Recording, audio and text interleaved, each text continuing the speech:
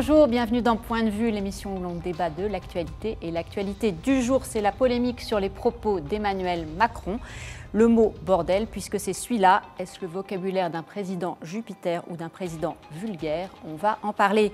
Pendant ce temps-là, Jean-Luc Mélenchon essaye, lui, de faire descendre les étudiants dans la rue.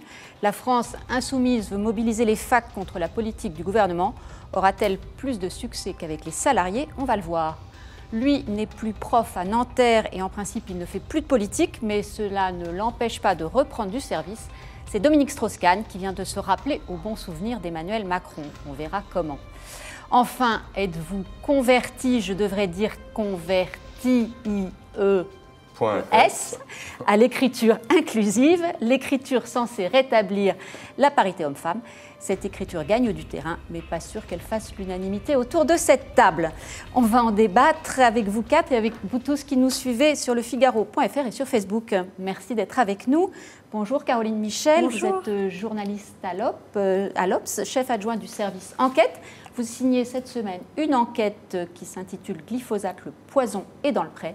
Révélation sur un scandale sanitaire. Absolument. Bonjour, Christophe Devogt, vous êtes historien, professeur à Sciences Po, membre du conseil scientifique de la Fondapol qui publie « Où va la démocratie ?» Charles Becbédé, bonjour. Bonjour. Vous êtes homme d'affaires, homme politique, conseiller d'arrondissement dans le 8e à Paris. Vous avez fondé avec l'ancien ministre Charles Millon un think tank qui s'appelle désormais l'Avant-Garde et vous êtes également coactionnaire du magazine L'Incorrect. L'an dernier, vous avez écrit et publié Charnellement de France aux éditions Pierre-Guillaume de Roux. Bonjour. Et pour compléter avec brio ce plateau, Alexis Brézé, directeur des rédactions du Figaro. Bonjour. Bonjour Alexis. Donc, la phrase prononcée par le président de la République hier en Corrèze a suffi pour mettre le feu aux poudres. On l'écoute avec attention, il faut tendre l'oreille et on en parle. Il n'arrive pas. À Ussel. Ouais. C'est lire. Il y en a certains, au lieu de le bordel, il ferait mieux d'aller regarder. Ah oui, mais ils peuvent pas avoir des postes là-bas, parce qu'il y en a qui ont les qualifications pour le faire. Hein. Oui, mais je sais bien. Et c'est pas loin de chez eux. Non, mais on parle avec le préfet. on ne règle pas le problème d'une manière forcée. Alexis, c'est dû parler vrai ou un dérapage? L'un et l'autre ne sont pas exclusifs. Il est en visite dans une entreprise qui est GSM. On lui montre tout un tas de perspectives d'emploi, etc. Par ailleurs, à l'extérieur de cette entreprise, il y a des manifestants qui ne sont pas contents. Et donc, voyant les perspectives d'emploi, il dit au lieu de foutre le bordel, ceux qui sont là devraient chercher des emplois. Donc, il le pense. Donc, de ce point de vue, il ne dérape pas dans le sens qu'il ne va pas au-delà de ce qu'il pense. Il dit absolument ce qu'il pense. Sur le fond, je ne veux pas dire que je trouve ça absolument choquant. Ce qui est d'ailleurs amusant, il y a une espèce d'immunité médiatique contre ces mots-là. On a posé la question sur le site du Figaro, vous en parlerez peut-être. Je suis allé voir juste avant l'émission, il y a une cinquantaine de milliers de votants. Il y a 71% de gens qui ne sont pas choqués. Donc ça veut dire qu'entre l'unanimité médiatique contre cette phrase et la réalité, en tout cas des internautes du Figaro, qui sont quand même 20 millions par mois, donc ça doit ressembler quand même un tout petit peu au pays, il y a une vraie différence. Donc, sur le fond, moi, ça ne me paraît pas absolument choquant. Après, on va en parler. Est-ce que, politiquement, c'est opportun? Ça se discute beaucoup. Pas choquant sur le fond, Charles Becbédé?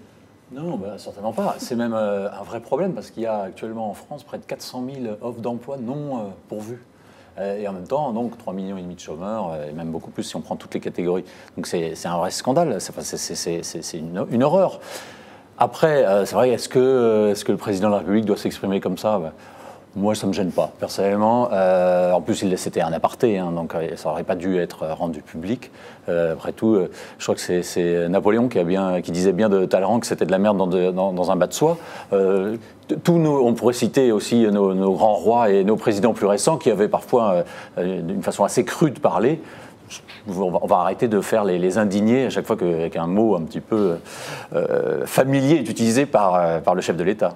Caroline Michel, sur le plan... Oui, si on doit aller un petit peu plus loin, pourquoi la presse ou les commentateurs s'arrêtent sur ce mot? C'est parce que ça renvoie à une polémique qui est celle de la semaine dernière. Est-ce que Emmanuel Macron est le président des riches, tout simplement? Sur le fond, bordel, pas bordel, ça n'a strictement aucune importance. La vraie question, c'est est-ce qu'il est le président des riches et est-ce qu'il a un mépris de classe pour les pauvres? Pour appeler un chat, c'est ce à quoi renvoient les mots fainéants, bordel, etc. Moi, pour ma part, je ne crois pas que ce soit un mépris de classe de la part d'Emmanuel Macron. Je suis assez persuadée depuis longtemps que c'est potentiellement un mépris pour tout ce qui n'est pas lui.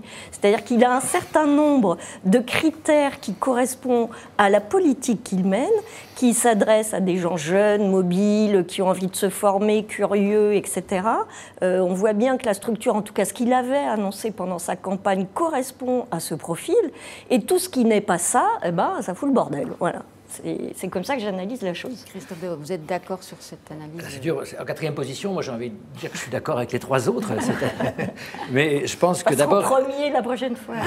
Genre, je ne sais pas, en effet, il y a une partie, à mon avis, presque piège, dans la mesure où je ne suis pas certain qu'il était tout à fait conscient d'être enregistré, mais enfin... Il s'en est aperçu, on voit l'image, voilà, qu'il s'en aperçoit, il aille à la perche. Il le voit, je dirais, justement, une fois qu'il l'a dit. Mais la question n'est pas là. La question, c'est que je pense, en effet, comme Alexis Brézé, que la grande majorité des Français sont d'accord avec cette phrase. Et qu'on n'est pas du tout dans une situation à la Hollande où un président ne devrait pas dire ça, parce qu'un président disait à des journalistes le contraire de ce qu'il disait en public, sur la justice, sur l'entreprise. Et c'est ça la grande différence. Alors que là, Emmanuel Macron dit le fond de sa pensée, et qui est dit de façon plus brutale que ce qu'il dit en public. Mais quand il dit « je veux réactiver l'emploi », c'est finalement, et ce que disait aussi Charles Bagbé, très juste. Alors cela dit, la question du président des riches est peut-être un petit peu différente, et je crois que justement, on essaye, ceux qui sont contre Macron, essayent d'assimiler, d'amalgamer la question de l'ISF et la question... Or, il est très précis puisqu'il dit « certains ». Il dit pas... il parle des syndicalistes et des... Certains. Oui, il ne dit pas les ouvriers. Sur le plan du parler vrai, on va juste écouter Laurent Bigorne, le directeur de l'Institut Montaigne, qui était interrogé par Marie-Laetitia Bonavita. C'était avant l'incident d'hier. Mais vous allez voir, il répond à la question. Ce qu'on a qualifié de dérapage a été extraordinairement bien perçu par les Français. Monsieur Lacroix, le mot fainéant, non. Monsieur Lacroix, sondagier, est venu, vous vous rappelez là aussi de cette altercation sur le t-shirt et le costard. Oui. Mais sinon, toutes... j'allais dire, les sorties verbales ou les saillies verbales de celui qui était ministre devenant candidat ont plutôt été bien perçues. J'ai envie de l'analyser un peu comme si les gens disaient mais il y a un parler vrai qui nous manque aujourd'hui et on a le sentiment que Macron parle vrai. Je vous redonne tout de suite la parole, mais je vous donne également les commentaires de nos internautes avec Marc Laurent qui nous dit ça peut arriver à n'importe qui, c'est humain et pourtant je n'ai pas voté pour lui. Électeur de De Gaulle, c'est son nom, nous dit c'est un dérapage verbal représentatif de sa double personnalité. Roselyne Lévy, ce n'est pas mon candidat, mais je ne suis pas choquée. Et Richard, c'est le président des riches, des ultra-riches. Il dénigre le peuple français, les classes ouvrières. Alexis. C'est comme, oui, il y a le problème de ce qu'il a dit, il y a le problème de l'effet de ce qu'il a dit. Et c'est vrai que politiquement, on a beaucoup. C'est quand même pas formidable cette affaire-là, parce que c'est ce que disait. Ça peut l'allier. Bigorne rappelait, c'est quand même pas la première fois. Il a une habitude, récidive, et ça va quand même toujours un peu dans le même sens, c'est-à-dire que c'est une parole de vérité qui consiste toujours à dire. Qu'un certain nombre de gens ne font pas ce qu'il faut, et c'est quand même toujours une parole qui va du haut vers le bas, et qui est une parole, je ne dis pas forcément méprisante, mais en tout cas qui condamne et qui dit, bon, c'est pas comme ça qu'il faut faire. Il y a eu l'affaire des illettrés dans l'histoire de Gad, rappelez-vous, c'était en 2014. Il y a eu en 2015, les Français doivent tous devenir milliardaires. C'est très sympathique, après tout, pourquoi pas. Mais il y a des gens qui disent, bon, bah, il est bien gentil, mais moi, je ne peux pas, je n'y arrive pas. En 2016, le costard, il vaut mieux travailler pour te le payer. C'est vrai aussi, mais bon. Il y a eu, qu'est-ce qu'il y a d'autre? Les fainéants, les gares, on croit des gens qui ne sont rien. Donc si on met bout à bout toutes ces petites phrases, ça dessine quand même un paysage psychologique qui, même si phrase après phrase, un certain nombre de gens disent « ouais, ben, il a raison, il dit ce qu'il pense », qui crée une image de distance, de supériorité. Je ne pense pas que ce soit du mépris de classe, mais il y a souvent un côté technocratique. Moi, je sais ce qu'il faut faire, c'est tellement simple. Il n'y a qu'à le faire, il y a des emplois non pourvus. Mais allez-y, les emplois non pourvus. Ça, c'est quand même facile à dire quand on est du bon côté, ce que nous sommes les uns et les autres. Pour les gens qui perçoivent ça, une partie, bah, ils le ressentent mal. C'est par exemple l'arrogance, c'est ce que dénonce Christian Jacob, président du groupe LR à l'Assemblée nationale, qu'on va écouter. Évidemment, il n'est pas d'accord avec Aurore Berger, qui, elle, députée La République En Marche, minimise. On les écoute tous les deux et puis on en reparle. C'est de l'arrogance. Tout cela est fait à dessein. Il n'est pas pris pris par une perche par hasard. Ah, vous pensez qu'il le dit volontairement? Il le sait parfaitement, comme les déclarations précédentes. Et c'est de l'arrogance. On a un président qui ne supporte pas la moindre contestation. Et il a dit des choses d'ailleurs encore plus violentes. C'est quand il dit que lorsqu'il est dans une gare, il y a ceux qui ont tout réussi, ceux qui ne sont rien. Ceux qui ne sont rien, mais quelle violence! C'est pas ceux qui n'ont pas réussi, ceux qui ne sont rien. Il dit absolument pas, il désigne personne par cette expression. Encore une fois, ce qui est important, c'est comme sur Whirlpool. Chacun doit prendre ses responsabilités. Le président de la République a pris ses responsabilités sur Whirlpool. On a des solutions, on a des repreneurs, on a des entreprises en ce moment qui reviennent dans ce pays, qui créent de l'emploi. Et c'est ça qu'il faut accompagner. C'est ça notre job et c'est la responsabilité de chacun que d'accompagner la création d'emplois dans ce pays. Charles Béguité, on a entendu Christian Jacob, mais en même temps, les Républicains n'ont pas été tous à réagir tous azimuts sur cette question, parce qu'ils sont un peu gênés aux entournures, finalement. Non, parce qu'ils c'est le fond de leur pensée. Ils savent aussi que sur le fond, il a raison. Mais je ne pense pas que ça a été fait avec arrogance, moi, je ne crois pas. En revanche, peut-être que Christian Jacob a raison sur le fait que ça a été fait à dessein. Parce que, et c'est pareil sur la phrase « les fainéants ». Parce que ça a été fait, les fainéants, il le dit, la veille de la grande manif des syndicales. Donc, comme s'il avait envie que d'aider ces mouvements sociaux à réussir, enfin à mobiliser un peu plus, et puis ensuite de les battre. Parce qu'à ce moment-là, il pourrait avoir plus les mains libres pour mener ses réformes. C'est pas toujours cette stratégie qu'on lui attribue de vouloir faire de Mélenchon son meilleur adversaire. Moi, je ne crois pas à la stratégie, je ne crois pas aux explications trop compliquées. C'est trop... Non, moi, je ne crois pas à ça. Il faut faire du basique. On dit le contraire de ce qu'on pense pour faire croire que la vie, c'est pas comme ça. Ils disent ce qu'ils pensent, ils le pensent. Un certain nombre de gens disent oui, il a raison de le penser, mais à l'arrivée, ça dessine un paysage qui, quoi qu'on puisse dire, n'est quand même pas formidable. Les sondages ne sont pas bons. Il faut bien qu'il y ait une raison s'il fait que baisser.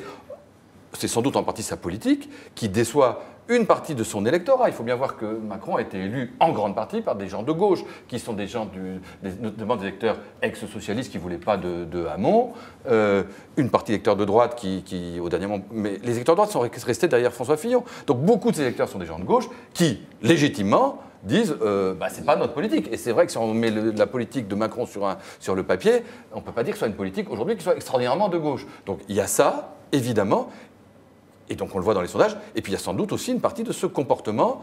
Et les deux se cumulent, puisque c'est aussi un électorat de gauche qui peut se sentir humilié, vexé, brutalisé par ce genre de propos. Je vois qu'on a les mêmes sources, Alexis, parce qu'il y a le baromètre du Figaro Magazine qui effectivement montre de nouveau une chute de la popularité d'Emmanuel Macron, qui a atteint la même cote de confiance de celle de François Hollande à la la même période. Oui, ça baisse très vite. Et ça baisse fort dans les catégories de gauche, avec et les catégories moins 17 populaires. Et les catégories populaires. Est-ce que Christophe Devock, pardon. Moi, je m'intéresse pas mal au discours politique et ce que je trouve en revanche un peu plus décevant, c'est la réaction du camp de Macron. C'est-à-dire que je trouve que la défense n'est pas très bien organisée. C'est substitution, minimisation, comme vous avez très bien dit. Alors que je crois qu'il pourrait assez aisément assumer de façon pédagogique dans un autre langage.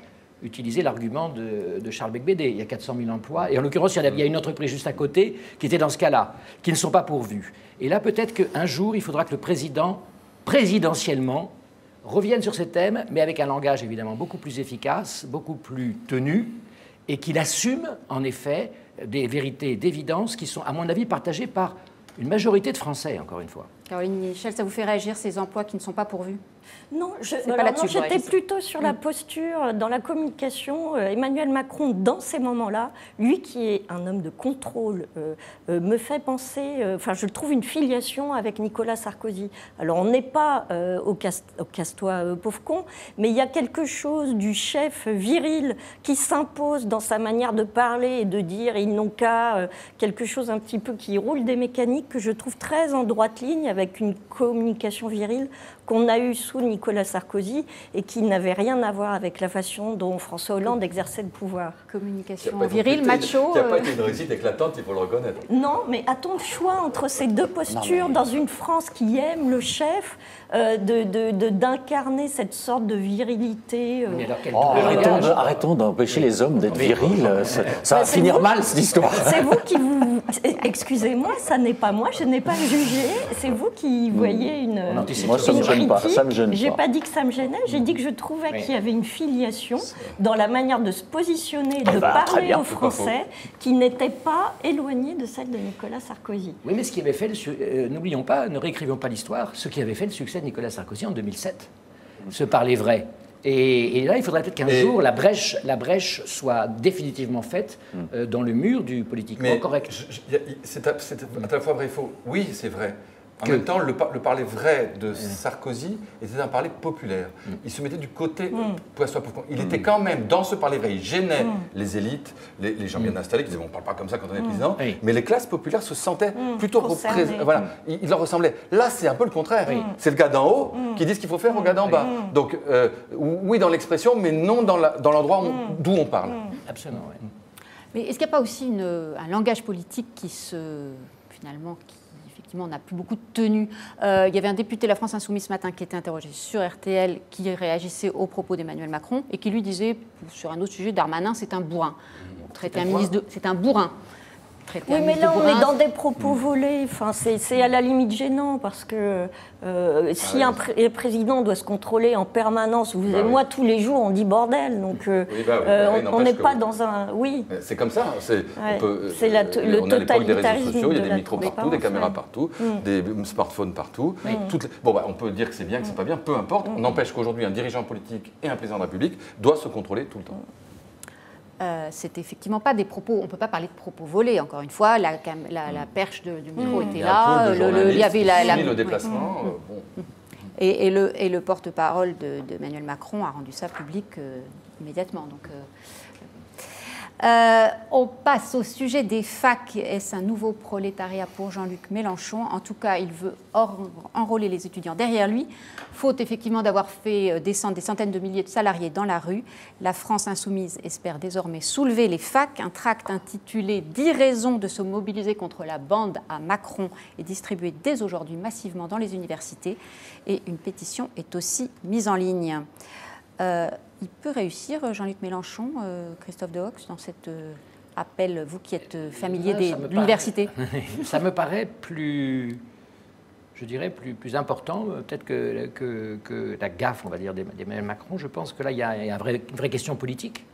Et l'état de la jeunesse française n'est pas brillantissime, notamment dans les universités. Quand vous parlez de prolétariat, les universités, je dis bien, et vous savez très bien qu'il y a une distinction en France entre les universités et les grandes écoles, et au sein des universités et au sein même de chaque université entre les filières, il y a là une clientèle potentielle pour lui, d'ailleurs qui a en partie quand même voté pour lui. Il a eu un fort électorat jeune. C'est pas bête hein, politiquement, c'est assez dangereux. Il y a eu, vous savez, la réduction des APL. Les sujets de mécontentement sont multiples. Voilà. Baisse des APL, sélection à l'université. Exactement. Il faudrait, en effet, je serais à la place du gouvernement, je ferais attention à ce lait qui bout et qui pourrait déborder. C'est effectivement attention danger. Vieille histoire, hein, c'est pas nouveau. On a connu l'époque où Drake en bas d'hélice, par l'UNEF, l'UNEF faisait ça contre Chirac, activé par Mitterrand. Et puis l'époque où Ramdan, mais Delphine Bateau, alors je sais, activé par Mitterrand, faisait ça contre Rocard. Et puis il y en a eu tellement. L'idée que la gauche, alors autrefois c'était la gauche du PS, mais aujourd'hui il n'y a plus de PS, et on sent bien qu'au fond Mélenchon veut être ça. Prend les étudiants pour essayer de les monter contre le gouvernement, ça peut, dans une certaine mesure, marcher. Généralement, ça marche quand ce sont des sujets qui concernent les étudiants. Déjà, première chose, c'est que s'il en est à passer aux étudiants, c'est que le reste n'a pas marché. C'est-à-dire que les ouvriers ne sont pas descendus dans la rue. Alors, les fonctionnaires, on va voir, mais enfin, de toute façon... Donc maintenant, on essaie les étudiants. Mais les étudiants, les ordonnances, les retraites, la formation, on peut dire que ça les concerne par raccro, mais tant que... les APL, il y a les APL, voilà.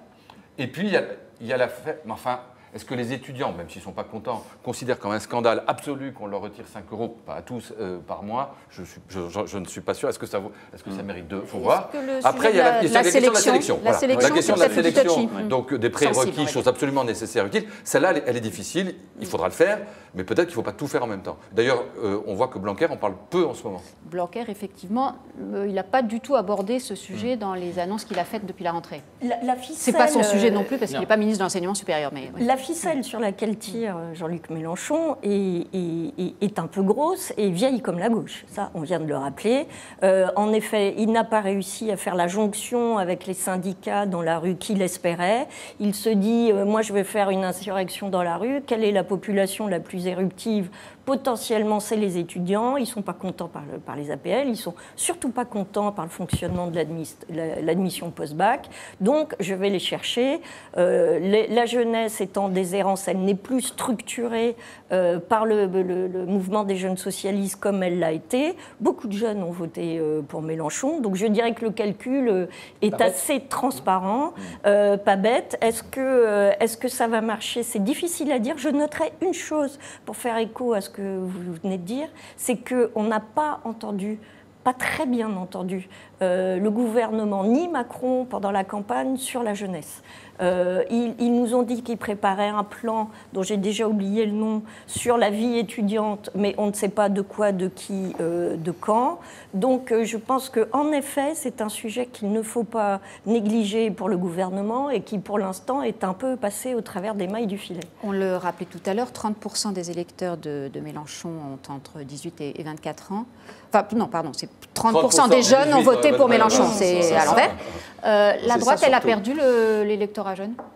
Ah bah oui, les Républicains, c'était affligeant. Je crois qu'ils faisaient malheureusement. Fillon, il a dû faire 7% chez les jeunes. Elle ne peut pas le récupérer. Donc, si, bien sûr, il faudra. Jusqu'à présent, si on ne peut pas reconstruire. Les jeunes, c'était le Front National. La vraie bataille, elle est toujours entre Front National et Mélenchon. Et donc, je comprends que Mélenchon, la France Insoumise, essaye d'aller sur ce public, puisqu'ils ont perdu le prolétariat, enfin les classes populaires qui sont soit dans l'abstention, soit au Front National. Et donc, il y a ce public. C'est d'ailleurs très étonnant et préoccupant, parce qu'ils défendent des idées qui sont quand même, que j'estime folles. Et les jeunes, il faudra peut-être leur rappeler ce que le XXe siècle a produit, ce que les totalitarismes d'extrême gauche ont produit comme nombre de victimes. Là, il y a peut-être un pamphlet d'ailleurs à écrire parce que c'est ahurissant que 30% des jeunes soient séduits par ces thèses. Moi, je trouve ça ahurissant. Ils ne trouvent pas d'alternative. Ça me paraît tout sauf ahurissant, mais ils ne trouvent pas d'alternative qui correspondent à leur. C'est vrai que Mélenchon aussi, il a fait une bonne campagne. On ne va pas refaire tout le match de la présidentielle, mais il avait été assez innovant en termes de communication. Et puis il a quelques leaders autour de lui qui sont assez bons communicants. Il a un substrat idéologique qu'il ne faut pas négliger dans la jeunesse. Encore une fois, il suffit d'une étincelle, je parlais des APL ou d'autres choses, mais n'oubliez pas quand même que les thèmes comme l'antiracisme, la justice sociale, l'anticapitalisme forcené d'une grande part de la jeunesse française, je dirais même l'anti-économisme. Ça mobilise encore. Quand on a fait des études sur les connaissances économiques de nos jeunes, c'est pas extraordinaire. Donc tout cela peut conduire, il y a un substrat qui à mon avis est assez favorable. Vous mettez l'étincelle et vous avez le talent d'un meneur d'agitation comme Mélenchon, vous pouvez avoir quelque chose. Je ne dis pas du tout, moi je suis historien, je ne suis pas prophète. Il a autour de lui des gens assez jeunes en plus. Oui, il a cet atout, si on peut dire. On a juste, avant de vous donner la parole, je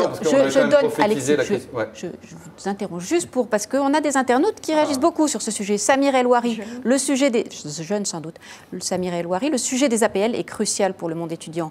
Caroline qui nous dit 5 €, c'est énorme quand on est déjà en galère.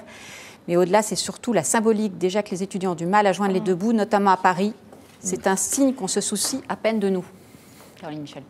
Oui, ce sera de toute manière un souci tant que ces thèmes, enfin un souci ou un potentiel, ça dépend comment on peut le voir, mais tant que ces thèmes qu'on vient d'évoquer de justice sociale ne sont pas récupérés par une gauche modérée qui n'existe plus. Donc tant que l'espace, c'est pas parce que le Parti socialiste a disparu temporairement ou pas, que ces idées, ce qu'ils portaient, et les gens qui avaient envie d'y croire ont disparu. Donc de toute manière, dans cet espace qui est laissé béant pour l'instant, il y a des gens à draguer, j'ai envie de dire, et chacun va essayer, chacun à son tour, de voir si ça prend. Mais je dirais que Mélenchon s'y emploie. Mélenchon est plutôt en phase de recentrage.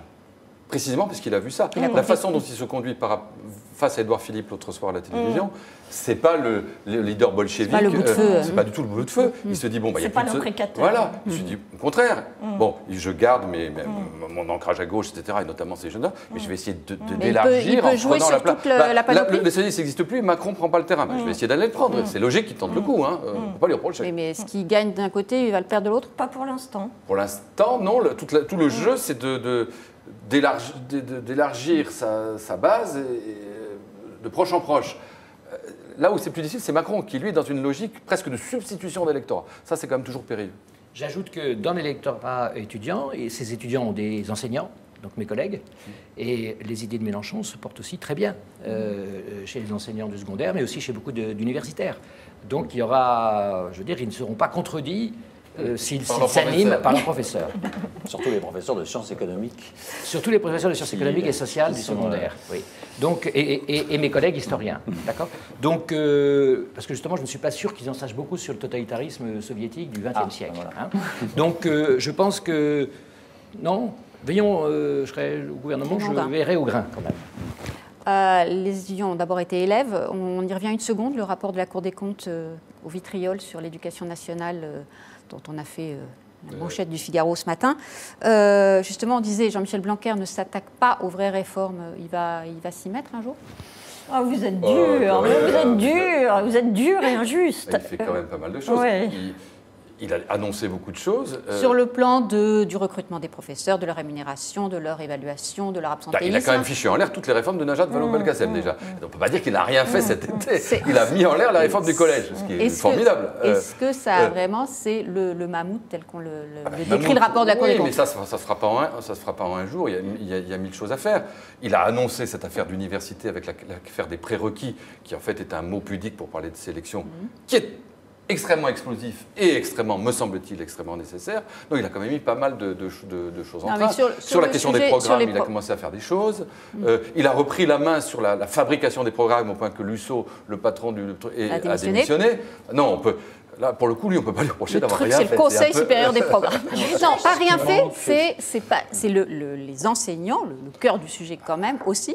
Je ne suis vraiment pas d'accord avec ces visions. Pour moi, le cœur du problème, c'est l'administration de l'enseignement, c'est pas les enseignants. Enfin, moi qui ai des enfants qui suis au contact avec les profs depuis des années, je peux vous dire que ces profs ont une capacité de résilience qui fait mon admiration.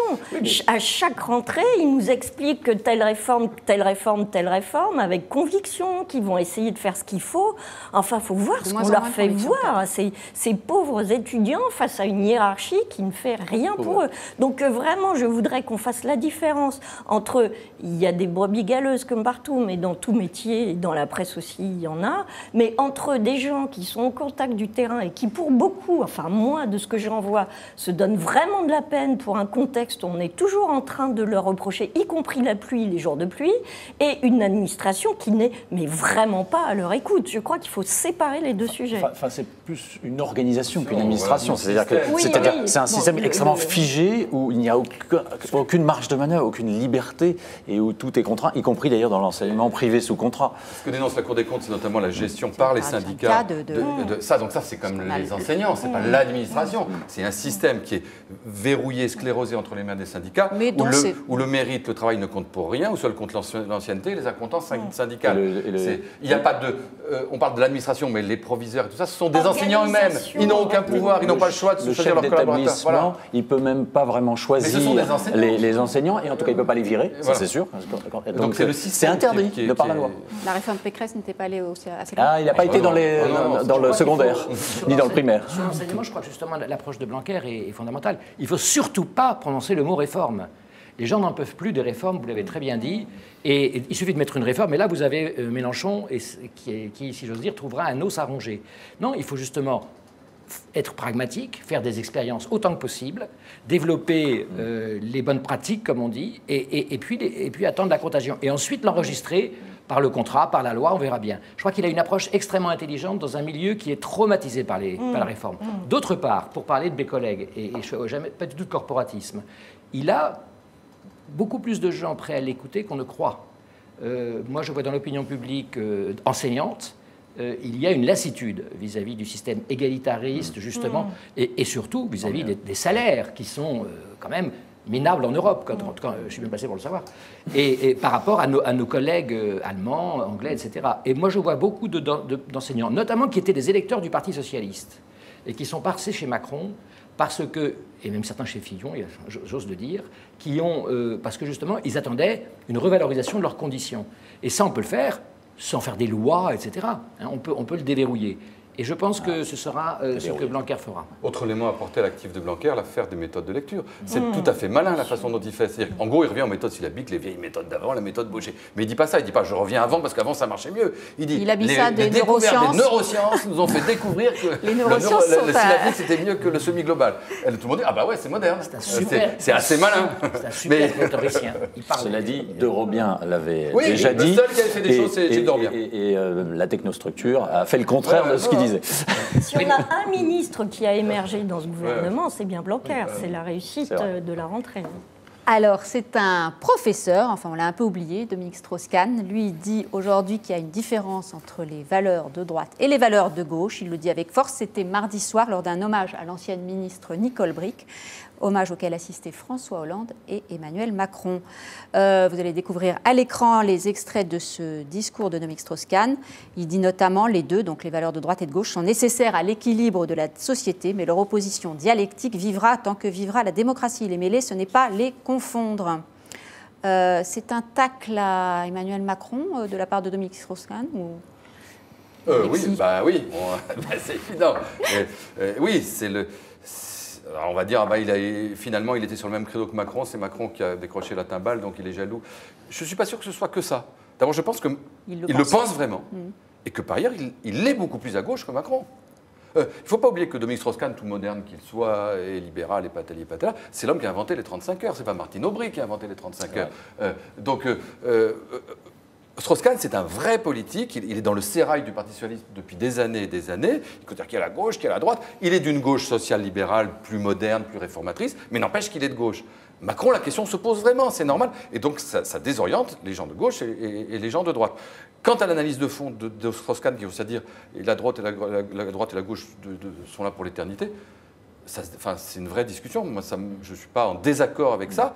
La question est de savoir s'il n'y a pas des périodes où les repères se brouillent et se recompose ensuite. C'est justement ce que fait Macron. Oui, c'est exactement ce que fait Macron. Parce qu'il y avait une ambiguïté. Il y avait à droite et au centre des personnes qui sont finalement très progressistes et qui sont beaucoup plus proches de la gauche que leurs collègues du reste de la droite. Pas de jalousie de la part de Dominique Strauss-Kahn ? Moi, je trouve l'ensemble extrêmement indécent. Indécent.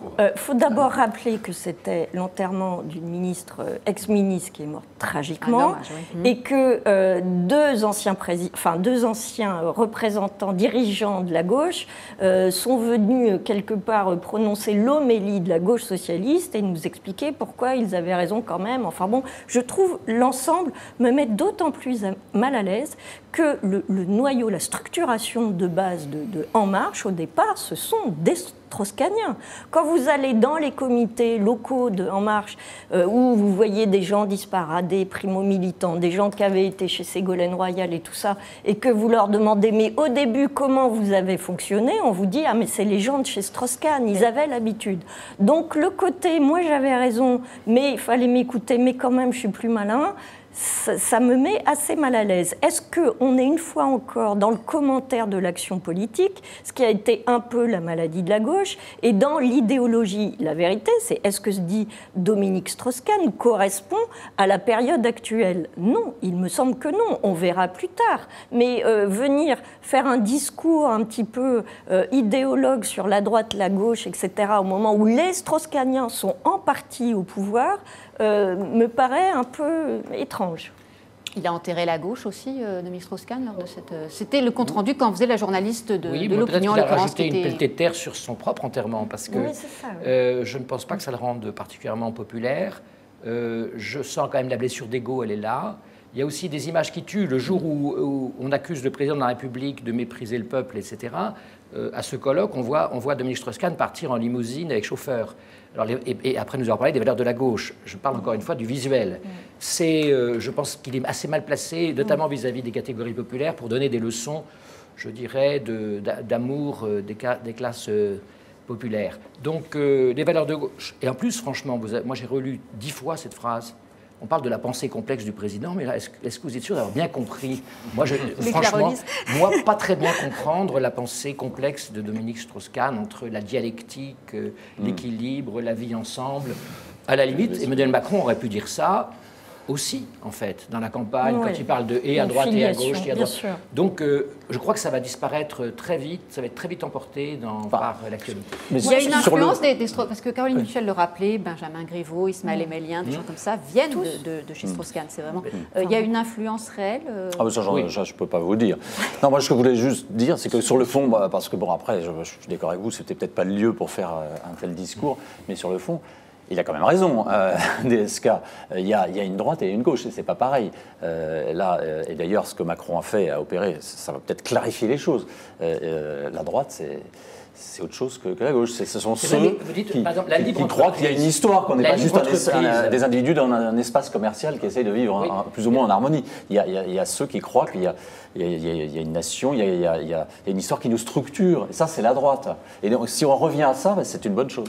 Pour préciser ce que je voulais dire, finalement, ce que je trouve indécent, c'est que Dominique Strauss-Kahn et François Hollande sont venus nous dire « nous, on est la gauche ». Et je trouve que cette gauche-là ne fait preuve d'un manque d'autocritique assez frappant, puisque c'est cette gauche-là qui a perdu le vote de l'électorat populaire. Et c'est quand même ça, au final, moi, qui me gêne. Il y a deux choses. Il y a le débat théorique sur la droite, la gauche. Oui, c'est ça. Est-ce que c'est depuis la Révolution française jusqu'à la fin des temps? C'est un vrai débat, on peut en discuter. Les clivages ne sont pas forcément... ça bouge, ça bouge, ils peuvent être orthogonaux sur certains sujets. Et puis il y a l'indécence. Quand on voit Hollande qui va nous expliquer que ça va mieux grâce à lui, bon, les bras vous en tombent. Quand Michel Sapin va nous expliquer ce qu'il fallait faire sur le chômage, on se dit, mais où habite-t-on? Mais ça ne disqualifie pas le débat sur la droite et la gauche. C'est deux points différents. Deux plans différents. Non, vous vouliez ajouter quelque chose? Non, mais on est encore dans le commentaire. C'est-à-dire que ce sont des gens, Dominique Strauss-Kahn, qui prétendaient... Il ne peut être que dans le commentaire, de toute façon. Justement, quand qui se taise, vous voulez dire? Un peu. Silence pudique. L'écriture inclusive, est-ce un nouveau délire féministe? En tout cas, le masculin ne l'emporte pas sur le féminin. C'est l'avis des promoteurs de cette écriture dite inclusive, écriture qui viserait à rétablir la parité entre les hommes et les femmes dans la langue française. Ainsi, les noms et les adjectifs sont systématiquement écrits au masculin et au féminin. On va en voir un exemple à l'écran avec ce point médian dont on va parler. Une question pour vous tous, est-ce une marotte délirante ou c'est dans l'air du temps? Moi, j'avais envie de vous dire que oui, si vous m'aviez fait venir en tant que femme pour défendre féministe ou je sais pas quoi, cette histoire, c'est tragique. Mais en plus, tout ça est développé, il faut rappeler, dans un manuel pour les élèves de CE2. J'ai envie de dire, mais qu'on laisse nos enfants tranquilles, quoi. L'orthographe est déjà suffisamment complexe pour qu'on ne vienne pas leur... Alors, je sens que Caroline Michel est en train de vous couper l'herbe sous le pied à tous. Là. Je vais défendre cette réforme. Non. Alors, je vais quand même lancer le débat. La langue française n'est pas une langue neutre. Contrairement à l'anglais. Oui, la réponse est oui. Est-ce qu'elle marque, est-ce qu'elle exprime le caractère dominant masculin de notre société? Oui. Est-ce qu'il faudrait, est-ce que les femmes devraient revendiquer des choses pour leurs conditions? Oui, absolument. Il est un scandale qu'au XXIe siècle, les femmes continuent à être dévalorisées, payées moins que les hommes, etc. Est-ce que le sujet est très important? Oui, chaque jour, on a des exemples dans notre vie que la place des femmes est très loin d'être l'égalité de celle des hommes dans la rue. Mais c'est pas le lieu. C'est pas le lieu. Et alors qu'on me démontre que le point inclusif, qui n'est même pas, qu'on ne peut même pas exprimer à l'oral, ce qui me gêne. Le point médian. Vous parlez du point médian. On peut dire aussi le point milieu. Le point du milieu. Mais alors le point milieu dont j'ai quand même appris, je vous précise que jusqu'à présent, parce que c'est aussi, ça fait partie du débat, les claviers AZERTY vont sans doute le prévoir, mais jusqu'à présent, si vous vouliez par exemple, Alexis, mettre mettre un point milieu ou médian, il faut appuyer sur la touche Alt et 0,183 sur votre pavé numérique. Pourquoi 0,183, je ne sais pas. Donc c'est très pragmatique. Donc le point milieu, c'est ce qu'il y a entre... c'est le point qui n'est pas un point final, mais qui est le point... agriculteur, trice. Il se place et donc, en début, on s'est dit, on va faire des parenthèses. Parce qu'il y a des débats absolument surréalistes. On s'est dit, on va faire des parenthèses. Après tout, ça, on a les parenthèses. Mais non, parce qu'une parenthèse, ça montre que c'est secondaire ce qu'il y a entre parenthèses, donc c'est pas bien. Alors après, on s'est dit, on va faire des slash. Vous deviez défendre cette...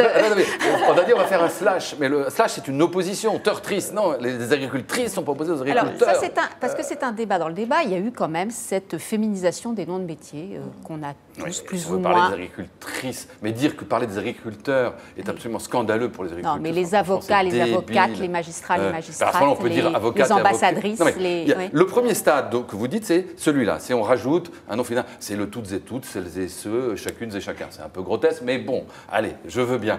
Mais là où ça devient de la pure folie, puis en plus c'est hideux, c'est ce truc, on met des points, on coupe les mots, ça n'a absolument aucun sens. Mais ça n'est pas que le manuel Atier, c'est le Haut Conseil à l'égalité qui a émis des normes, c'est la Sciences Po fait ses communiqués en langage inclusif, envoie ses émissions à ses étudiants des mails en langage inclusif. De plus en plus, ça se répand dans plein d'administrations, de partis politiques, même les républicains, de temps en temps, font le truc en langage. Le MEDEF, dont vous êtes familier, je crois, ce qu'on m'a dit, il y avait une production du MEDEF en écriture inclusive. Quelle tristesse.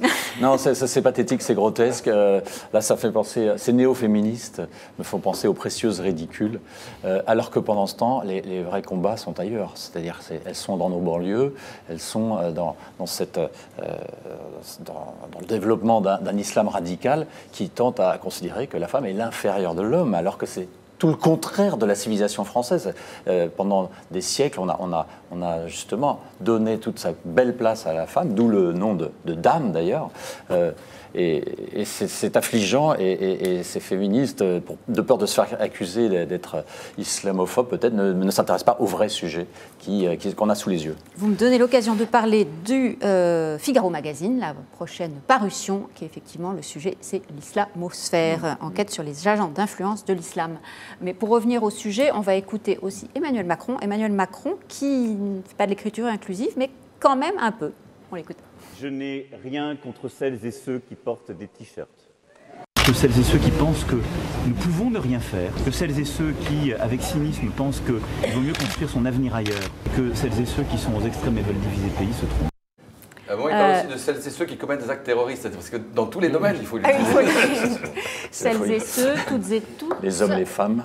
Merwan Mehadji nous a rejoint. Bonjour. Rejointe. Non, je ne sais pas. Rejointe. Bonjour Merwan. Alors, sur les réseaux sociaux, cette écriture inclusive, elle s'écrit comment? Alors, c'est l'ironie qui domine. On a l'un des primeuses qui est taquine et qui nous dit « L'écriture inclusive va nous faire comprendre qu'on est dans un état de droit te ». On a Gary Berthe de l'hebdo Les Jours qui pense que Twitter réfléchit depuis quelques jours à l'augmentation des caractères de 140 à 280 caractères, notamment pour ceux qui sont fervents de l'écriture inclusive. On a Noémie Alioua de l'hebdomadaire Actualité Juive qui a imaginé un poème de La Fontaine en écriture inclusive et qui termine son tweet par « Suicidez-vous ». Alors, internautes, je vous invite à mettre le replay de cette émission et à faire pause sur le poème et essayer de le lire, c'est très compliqué. Et Alexis Brézet et Caroline Michel, on a Henri Michel qui nous dit « D'ici à 5 ans, l'écriture inclusive sera adoptée par la presse et on distinguera les vieux journalistes des jeunes par son usage. Comme pour les anciens et nouveaux francs ou les euros, il y aura sûrement les tronitruants dans les rédacs qui diront « Oh, vous me saoulez avec ces pointillés-là ». Cet internaute est-il visionnaire ? Non, mais bon, alors qu'on l'utilise dans notre langage, c'était ce que je voulais dire dans mon énervement, d'adulte, dans les communiqués, etc. Oui, pourquoi pas. Mais que la première démarche... Oui, pourquoi pas. Mais que la première démarche, ce soit d'aller mettre ça dans les manuels pédagogiques de nos pauvres enfants de CE2, ça me paraît... laissons-les tranquilles. Oui, je voudrais dire quelque chose là-dessus, c'est que, en fait, non, ça ne sera pas adopté dans les 5 ans pour une raison très simple, c'est qu'on peut toujours aller plus loin dans l'écriture inclusive, plus, si vous voulez. Il y aura toujours des débats, justement, de précieuses ridicules. Je prends l'exemple que j'ai bien connu quand j'ai travaillé au Quai d'Orsay sur Madame l'ambassadrice. Eh bien, les femmes qui étaient ambassadeurs ne voulaient pas qu'on les appelle Madame l'ambassadrice, parce que jusque-là, on disait Madame l'ambassadrice pour la femme de l'ambassadeur. Donc, c'est interminable. Donc, on va avoir bientôt des directrices Parce que jusqu'à présent, on avait des directrices, mais ça fait directrice d'école, c'est pas bien. Donc on aura des directrices. C'est-à-dire qu'on peut aller encore plus loin dans la revendication. On va dire, je sais pas moi, pourquoi est-ce qu'on dit la bêtise? C'est féminin. Les femmes sont donc telles bêtes. Il faudrait dire le bêtise. Point E. Vous voyez ce que je veux dire? C'est-à-dire que c'est un combat qui repose sur l'ignorance, comme les combats d'ailleurs d'historique, de mémoire, qui reposent sur l'ignorance de l'histoire de la langue, en fait, profondément. Absolument. Et repose sur l'ignorance de l'histoire de la langue, et donc c'est sans fin. Et vous aurez toujours plus inclusif que vous. Non, mais c'est une déconstruction de plus. Voilà. Les déconstructeurs travaillent bien, sont très efficaces, ils ont quasiment détruit le futur, détruit le présent, et maintenant ils veulent, comme le passé c'est compliqué, ils veulent détruire l'histoire de notre passé, l'histoire de notre langue. Sur Twitter, les pros écriture inclusive disaient justement qu'ils se félicitaient que ce soit sorti aussi largement, et donc du coup même ceux qui étaient contre en parlaient aujourd'hui. Ah oui, il y a la une du Figaro, demain aussi. C'est quand même... Et alors, en préparant l'émission, je voyais qu'en 1949, lors de la rédaction de la Déclaration universelle des droits de l'homme, Eleanor Roosevelt luttait pour que l'expression « man rights » soit remplacée par « human rights ». Mais ça va plus loin. Pardon, aux États-Unis, on dit pas, il ne faut pas dire Dieu le Père, c'est Dieu le Père-Mère. Parce que, parce que pourquoi ce serait un homme? On n'en sait rien après tout. Et donc, il y a plein de domaines comme ça, même si cette affaire, malgré tout, d'écriture inclusive est quand même plutôt française, puisque par le français et les langues romanes sont plus, genrées. Elle est beaucoup moins genrée que la Mais justement, vous allez voir qu'il y aura des gens en Angleterre qui diront c'est scandaleux d'utiliser le neutre, c'est-à-dire la non-reconnaissance des genres. Continuons le raisonnement. Vous voyez? En Angleterre, justement, on ne dit plus chairman, mais on dit chairperson. Voilà.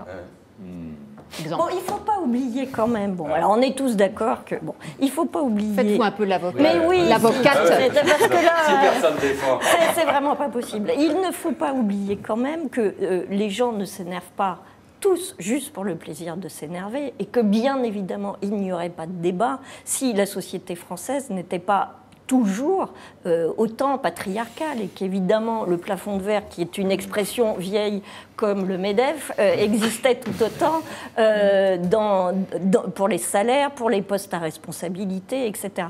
Malheureusement, il me semble que ce n'est pas le bon combat, mais ça permet aux gens autour de cette table de s'énerver à bon compte et d'oublier qu'ils sont tous des hommes et pas des femmes. Et je vous demande bien pourquoi, dans vos magazines et dans vos écoles à responsabilité, vous n'êtes pas des femmes. Mais je suis... Parce que vous êtes une femme, Mariam est une femme, il ne peut pas y avoir non plus que des femmes. Je suis totalement d'accord. Non, mais je suis d'accord avec vous. Mais ça rejoint ce que disait Charles Béguelet sur la question de l'islam et de l'islamisme et de la diversité ethnique.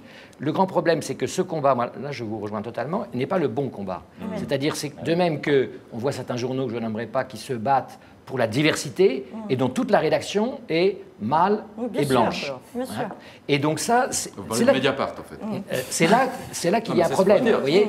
Et moi, de temps en temps, je me demande... la presse, il ne faut pas stigmatiser, là. Je me demande s'il y a... Elle n'est pas surreprésentée, la diversité. Je me demande s'il n'y a pas instrumentalisation, vous voyez, parfois. C'est-à-dire qu'on va déplacer le débat sur ça, au lieu de poser les vraies questions de son propre pouvoir. Et là, je vous rejoindrai, mais là, vous voyez, ça va très loin. Non, mais je suis absolument d'accord. C'est une question de responsabilité individuelle de chacun avec soi-même. Qu'est-ce qu'on fait pour... voilà, c'est pas en bourrant le crâne de nos enfants ou en changeant l'orthographe qu'on va changer un truc de société si profond, me semble-t-il. Pour citer une dernière internaute, on a Marie Dupuis qui est en train de nous dire sur les commentaires du Figaro, enfin sur la page Facebook du Figaro, je ne suis pas d'accord, ce n'est pas du féminisme, cela permet de voir la différence en grammaire et de faciliter l'orthographe. Ça reste à prouver. Je ne suis pas sûr que l'Académie française partage cette opinion. Ça reste à prouver. Je donne juste 2 commentaires de nos internautes qui revenaient sur le sujet de l'université, de l'EFAC, des étudiants. Ariane Boucard qui nous dit « Que pense M. Mélenchon sur des frais des universités suivis des coûts durant l'année ?» Et Christophe Louchetti, le fléau de l'éducation nationale, ce n'est pas les profs, mais les rectorats et l'administration. Finalement, on revient à ce qu'on évoquait tout à l'heure. Merci beaucoup à vous 4, merci à Merwan et à toute l'équipe avec qui j'ai préparé cette émission. Rendez-vous demain pour un nouveau point de vue présenté par Guillaume Roquette.